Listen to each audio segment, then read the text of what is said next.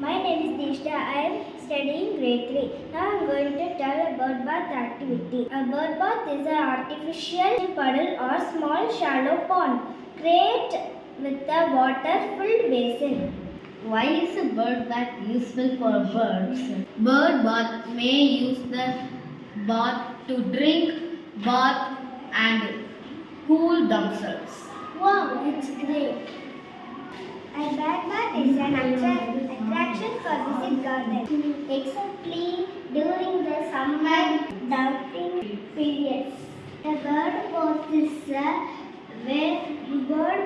a place where birds can go to get safe water to drink.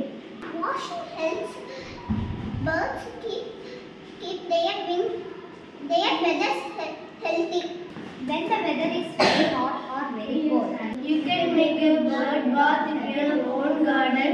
You only need a few materials.